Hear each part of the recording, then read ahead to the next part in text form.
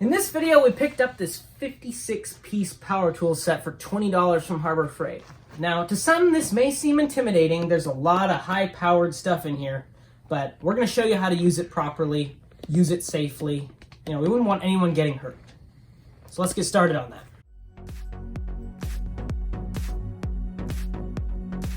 Okay, before we do anything, we have to get our safety gear on, our personal protective equipment. So, first thing we've got to address, eye protection.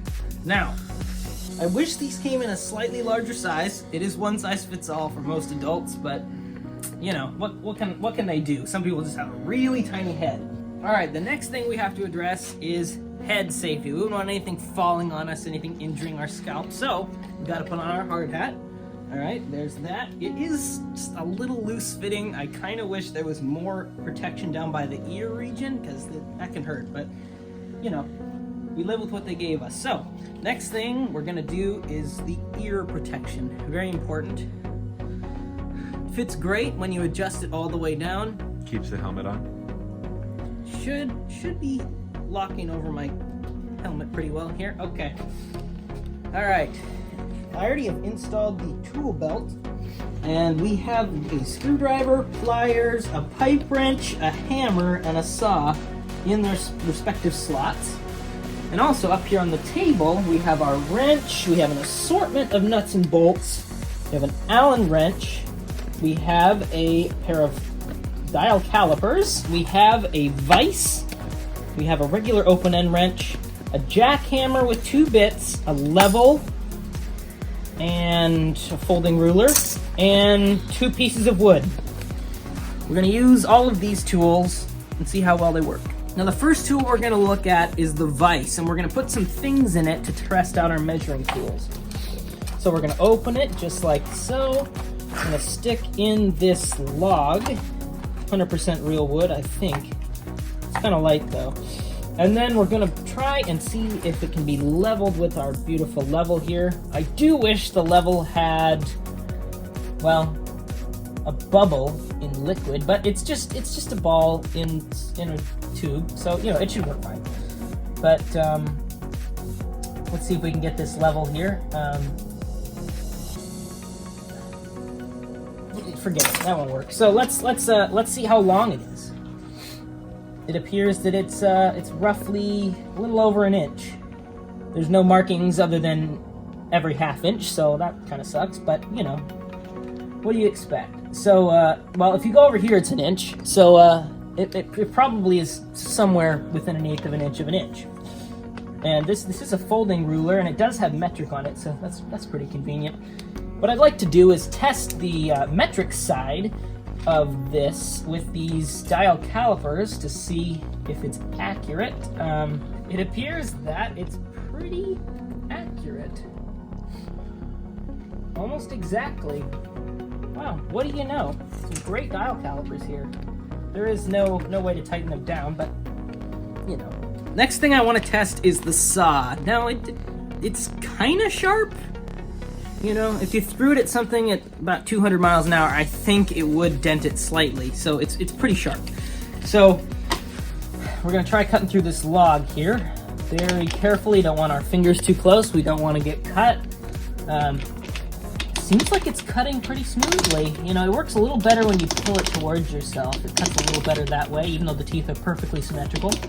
But, dang, I cut through half the log already. This thing's pretty dang good. Wow.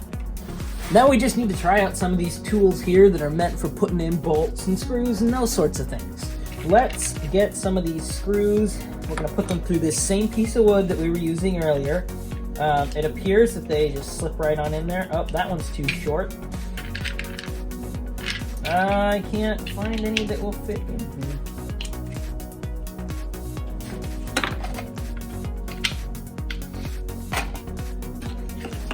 Well, they fit through the vise, so we're going to use that.